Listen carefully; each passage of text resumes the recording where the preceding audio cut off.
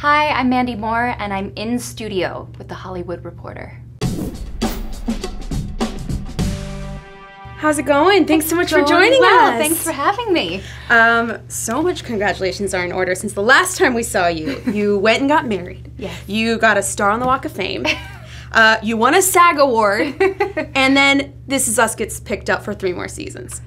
Been a pretty good year. It has been. No complaints. Yeah. Have you been able to celebrate with the cast at all for being picked up? We haven't actually. I mean, we had a little bit of time together at Upfronts in New York a couple weeks ago, but I think we're kind of saving most of the celebration for when we go back to work for season 4 in just a couple weeks, actually. We're going to try and get together, wrangle everyone for a cast dinner. So last we saw you in the season 3 finale. Yes. We flash forward to see you in a bed. Yes. Very, old. Yes. Way in the future, potentially 20 years. Yeah. Without being rude, you were old. No, she's old. Yep, absolutely. Yeah. Do you know her illness? I do. You do. I do know what's ailing her. Okay. Yes. And I know you can't tell us. But are the rumors true of kind of what people think? I mean, I can't confirm or deny anything. It feels so weird to be on a show that where there's these sorts of secrets and stuff. It's not even. I mean, I think it's part of the storytelling device. Mm-hmm. I mean, you don't want to give anything away, and I think over the course of now we have the next 3 seasons we know to sort of parse out this information. And I think Dan is very specific how we tell the story and when these bits of information are disseminated, and I respect that. I think, I can't say that I've necessarily seen exactly what's ailing Rebecca out in the ether necessarily, but I will say it was a really bittersweet moment on set to shoot that particular scene with Sterling and with Griffin Dunn, and just to sort of kind of be in that frame of mind of where Rebecca is potentially, towards the end of her life. When getting that script for that episode, was that the first time you kind of saw that ending, if you will, or? Dan Fogelman is fantastic about giving us all as much or as little information as we want. So I've known for quite some time, sort of how the show ends and what happens to Rebecca. But you never really know when it's going to happen, when it's going to hit. So each script is a revelation for all of us. We're oh, that's when this is, coming to fruition. So I was very surprised to get that script. And in fact, that last scene was on the same red pages that our Super Bowl episode was on. So I knew that it was it was very important. Only VIPs got those sides. Yeah. As season 4 is going to open, what do you hope is in store for Rebecca? I am excited to sort of revisit lighter times. I'm psyched to get back together with Milo and do early Jack and Rebecca courtship. I've heard that we're gonna pick back up. We saw this pretty epic road trip out to California last season with Jack and Rebecca and their record label and her failed music career, and then kind of deciding to, in spite of everything, maybe couple up and head back home to Pittsburgh. So I'm curious what their relationship is once they get home, and he's clearly still reeling from PTSD from the war, and how her parents are gonna accept him in her life, and just the very dynamics that sort of make up their relationship and how they found their way to to being the couple we know them to be now. Right. And then there's this weird element of, when did Miguel come in the picture? Yeah. I'm always curious about that. I'm not sure if that's going to take place this season, but I think that is going to be the biggest leap and the biggest hurdle for our show, is getting people. I think they've slowly started to come around to Miguel, but the trick is going to be really getting people to side with them as a couple and watching their story unfold and them come together in 2008. Somewhere in that time frame, I think is going to be really compelling.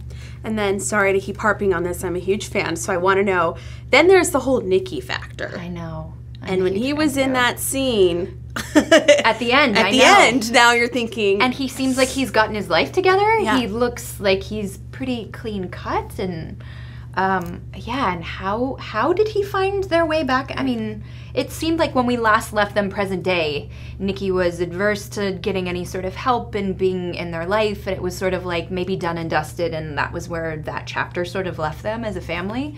So I'm curious too, happened to bring them back together. But I'm excited because I know that I get to work with Griffin Dunn again this season, and I absolutely adore him. He's so much fun to work with, so I'm psyched about that. With Rebecca, now we get to see her in so many different ages. Yes. Now I would love to know, as an actor, how do you unpack that? Where do you find the inspiration? How do you study for it? That's a very good question. So I feel like this is the most incredible challenge as an actor that you would be bestowed on you, this gift of a lifetime and of a career, really. Like, I get to play this character, the matriarch of this family, from her, early 20s to her late 80s. Actually, last year I played her at 17, which I was like, you guys, time out. I can't do this. I'm 35.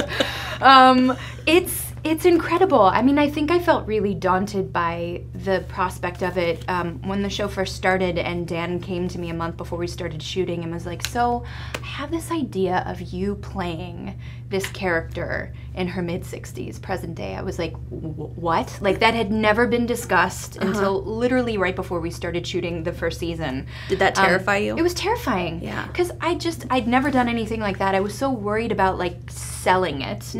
I knew that hair and makeup and wardrobe and all of that would come together, but as a woman, I was like, I have no point of reference for, a woman in her mid to late 60s who's a grandmother and a mother who's lost a spouse and lost a child in childbirth, like all of these things, a life lived that she carries with her. But I mean, I can just attribute so much to the writing. I mean, so much for us. Like, anybody on our show will tell you, it is so very much on the page. We're so lucky. And that just, that helps immensely. Right. It's everything we need to bring to the table. And then, I don't know, you just, throw yourself into the challenge, you lean into it. And now it's like slipping on a pair of comfortable shoes. Anytime I jump into the, present day Rebecca, it means oh yeah, I know what this is again, and I get to work. I see Sterling, and I see Chrissy and Justin, and I have this whole now history that I've built with them after 54 episodes that just, we all really do feel like a family. It's almost like you switch on different parts of your brain for the different ages of these characters. And working with Milo and the kids and the teens is one show, and then working Rebecca present day with my adult children feels like an entirely different show. You've been very vocal about, just before landing this role, you were you were booking things, and you were really down on floundering. yourself. Yep, that's true. What advice would you give Mandy days before she lands the script, when she's kind of down and out? Well, I tried to remember in those moments, it was okay to feel my feelings and be a human being. It's certainly part of the ride to be disappointed and to feel that rejection.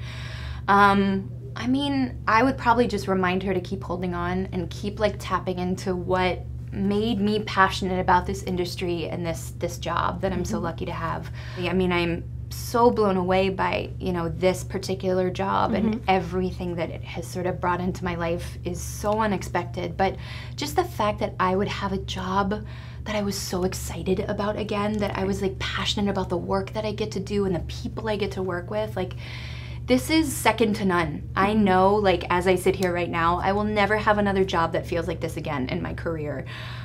And there will be other jobs that fulfill me in other ways, but this is such a complete, whole feeling. As an actor, I'm I'm gonna sit in this and revel it and remember, because I do remember the other side. I also want to ask you about sitting down with Melinda Gates. Terrifying. I mean, yeah.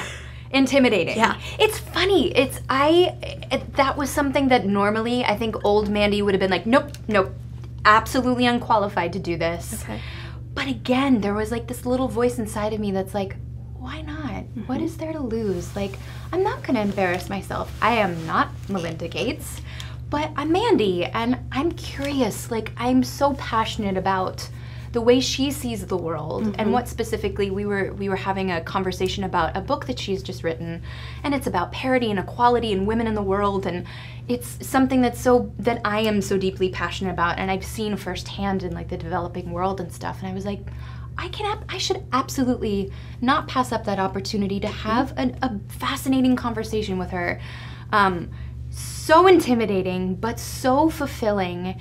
And it's important to do that sort of stuff that kind of scares you. It's like, I don't know, getting a shot or something. Afterwards, you're like, oh, that wasn't so bad. I don't know why I was terrified of that. That's sort of how I felt after that experience. And I know that seems ridiculous, but I feel like as I've gotten older and grown more comfortable in my skin, I found that it's important to keep finding ways to scare myself. When are we gonna hear the new music you've been working on? Soon. I'm like in the studio now. Today I took a day off to come here and chat with you, but yeah, hopefully sometime this fall is my goal, fingers crossed. Any collaborations that you're cooking up for us? I'm making music with my husband, which is so fun, and my brother-in-law is like drumming. He's a drummer in my husband's band. They're all in a band together, and so it's like I'm employing family members and really good friends. I'm sure Taylor will sing with me on the record, and yeah, it's like that's a no-brainer. I mean, I feel like I gotta employ his ridiculous talents. Well, we can't wait to thanks. hear. I'm excited too. It's been so much fun. Thank you so much for stopping by. Thank you. Thanks for having me. And thank you so much for joining us. Be sure to check out This Is Us Catch Up because season 4 is coming your way before we know it.